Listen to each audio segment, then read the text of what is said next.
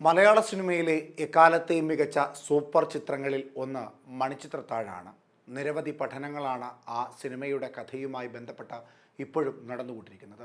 Cinema രചയിതാവ് മധു മുട്ടം എഴുതിയ മണിച്ചിത്രത്താഴിനെ അവലോകനം ചെയ്തുകൊണ്ട് നിരവധി പേരായിരുന്നു ആ സമയങ്ങളിൽ രംഗത്തെത്തിയത്.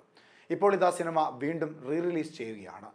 പുതിയ തലമുറയിലുള്ളവർക്കും ആ പഴയ മലയാള സിനിമയുടെ കഥാതന്തുക്കൾക്കിടയിൽ ഒളിഞ്ഞിരിക്കുന്ന കഥകൾ കണ്ടെത്തുവാനുള്ള അടുത്ത അവസരം കൂടി നൽകിയിരിക്കുകയാണ് സംവിധായകൻ. ഇന്നും ആരും വായിച്ചിട്ടില്ലാത്ത മണിച്ചിത്രത്താഴിൻ്റെ മറ്റൊരു ഏടിനെ പറ്റി പറയുകയാണ് മാധ്യമപ്രവർത്തകനായ കലവൂർ രവി. പണ്ട് സ്വകാര്യ മാധ്യമ സ്ഥാപനത്തിന് വേണ്ടിയുള്ള ലേഖനത്തിൽ അദ്ദേഹം ഈ കാര്യങ്ങൾ കുറിച്ചിരുന്നു. ഇപ്പോൾ അത് റിലീസ് ചെയ്തപ്പോൾ അദ്ദേഹം വീണ്ടും അത് പറയുകയാണ്. അദ്ദേഹത്തിൻ്റെ വാദം മണിച്ചിത്രത്താഴിലെ സുരേഷ് ഗോപി ചെയ്യുന്ന നകുലൻ എന്ന കഥാപാത്രം ഒരു ഷണ്ടനാണ്. അതായത് സ്വന്തം ഭാര്യയോട് ലൈംഗികപരമായി ബന്ധപ്പെടുവാൻ കഴിയാത്ത, അല്ലെങ്കിൽ താല്പര്യമില്ലാത്ത, അല്ലെങ്കിൽ അതിന് സമയമില്ലാത്ത ഒരാളാണ്. അതുകൊണ്ട് ശോഭന ചെയ്ത ഗംഗ എന്ന കഥാപാത്രത്തിന് സിനിമയിലെ മഹാദേവൻ എന്ന കഥാപാത്രത്തോട് വല്ലാത്ത ഒരു ലൈംഗിക അടുപ്പം തോന്നുകയും അത്തരത്തിൽ ഗംഗയുടെ വഴിവിട്ട ബന്ധത്തിൻ്റെ കഥയാണ് സത്യത്തിൽ മണിച്ചിത്രത്താഴിൽ പറയുന്നത് എന്ന് പറഞ്ഞു വെക്കുകയാണ് കലവൂർ രവി. അദ്ദേഹത്തിൻ്റെ ഫേസ്ബുക്ക് പോസ്റ്റിലാണ് ഈ കാര്യം വളരെ വ്യക്തമായി പറയുന്നത്. അദ്ദേഹത്തിൻ്റെ ഫേസ്ബുക്ക് പോസ്റ്റ് ഇങ്ങനെയാണ്: പണ്ട് മണിച്ചിത്രത്താഴ് കണ്ടയുടൻ യഥാർത്ഥത്തിൽ അസുഖം ഗംഗയ്ക്കല്ല നകുലനാണെന്നും നകുലൻ ഷണ്ഠനാണെന്നും വാദിച്ചതും അതുറപ്പാക്കാൻ തിരക്കഥാകൃത്ത് മധു മുട്ടത്തെ കാണാൻ പോയതും ആ അഭിമുഖം വെള്ളി നക്ഷത്രത്തിൽ അടിച്ചു വന്നതും ഓർത്തു. ഇപ്പോൾ അതിനൊരു പ്രസക്തിയുണ്ടല്ലോ. അന്ന് ഞാൻ തിരുവനന്തപുരത്തെ ഒരു സ്വകാര്യ മാധ്യമ സ്ഥാപനത്തിൻ്റെ ജേർണലിസ്റ്റ് ട്രെയിനിയാണ്. മണിച്ചിത്രത്താഴ് കണ്ടുവന്നയുടൻ വെള്ളി നക്ഷത്രം പത്രാധിപർ പ്രസാദ് ലക്ഷ്മണനോട് പറയുന്നു, നകുലൻ യഥാർത്ഥത്തിൽ ലൈംഗിക ബന്ധത്തോട് ഒരു താല്പര്യവുമുള്ള ആളല്ല.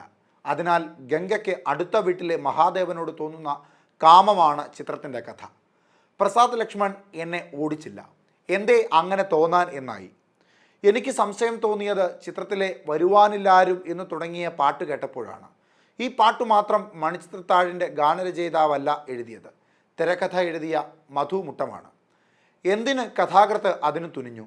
അതിൽ ചിത്രത്തിൽ അദ്ദേഹം ഒളിപ്പിച്ച കഥ അങ്ങനെ തന്നെ ഉണ്ടെന്ന് തോന്നി. വരുവാനില്ലാരും എന്നാലും പാതിവാതിൽ ചാരി ഞാൻ കാത്തിരിക്കുന്നു എന്ന് പാട്ടിലുണ്ട്.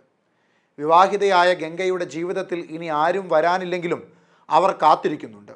കാരണവും പാട്ടിൽ കാണാം. ഞാനൊരു പൂക്കാത്ത മാങ്കൊമ്പാണ് എന്ന് പാട്ടിൽ ഗംഗ വിഷാദിക്കുന്നു. അവർ പ്രസവിച്ചിട്ടില്ലെന്നതാവാം പൂക്കാത്ത മാങ്കൊമ്പ് എന്ന പ്രയോഗത്തിൽ മധുമുട്ടം ധ്വനിപ്പിച്ചത്. കഥാപാത്രങ്ങളുടെ പേരുകൾ മറ്റൊരു സൂചനയായി തോന്നി. ഗംഗ കുലമില്ലാത്തവൻ എന്ന അർത്ഥം വരുന്ന നകുലനോടാണോ ചേരേണ്ടത്, അതോ ശിവനോടാണോ? മഹാദേവൻ ശിവന്റെ മറ്റൊരു പേരല്ലേ? മാത്രമല്ല ശിവനും ഗംഗയും തമ്മിലുള്ള ബന്ധം പവിത്രമല്ലല്ലോ. പാർവതി കാണാതെ ജടയിൽ ഗംഗയെ ഒളിപ്പിച്ചിരിക്കുകയല്ലേ ശിവൻ. ഇവിടെ ഗംഗയ്ക്ക് മഹാദേവനോട് തോന്നുന്ന ബന്ധവും പവിത്രമല്ല. ഒരു ഉത്സവരാവിൽ മഹാദേവനെ കയറിപ്പിടിക്കുന്ന ഗംഗ ചിത്രത്തിലുണ്ട്. അതിനേക്കാൾ ഏറെ മഹാദേവനോട് തനിക്കുള്ള അഭിനിവേശം കണ്ടെത്താതിരിക്കുവാൻ ഗംഗ പലതും കാട്ടിക്കൂട്ടുന്നുണ്ട്. മഹാദേവനെ വിവാഹം ചെയ്യാൻ ഒരുങ്ങുന്ന അല്ലിയെ കൊല്ലാനും ശ്രമിക്കുന്നുണ്ട്.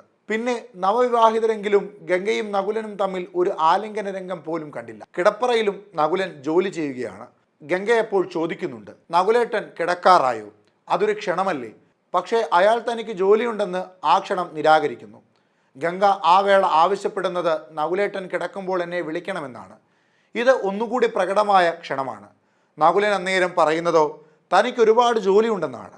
കിടപ്പറയിൽ ഭാര്യയുടെ ക്ഷണങ്ങൾ എത്രയും നിരാകരിക്കുന്ന ഭർത്താവ്. സ്വാഭാവികമായും ഗംഗ മഹാദേവനെ നോട്ടമിട്ടുവെന്ന് ഞാൻ വാദിച്ചു. ഇപ്പോൾ ചീത്ത കിട്ടുമെന്ന് പ്രതീക്ഷിച്ച എനിക്ക് പ്രസാദ് ലക്ഷ്മൺ 650 രൂപ എടുത്തു തന്നു. അന്ന് ആ സ്വകാര്യ മാധ്യമ സ്ഥാപനത്തിലെ ശമ്പളം തന്നെ 500 രൂപയാണ്. മുറിവാടക കൊടുത്തു കഴിഞ്ഞാൽ 2 നേരം കഷ്ടിയാണ് ഭക്ഷണം.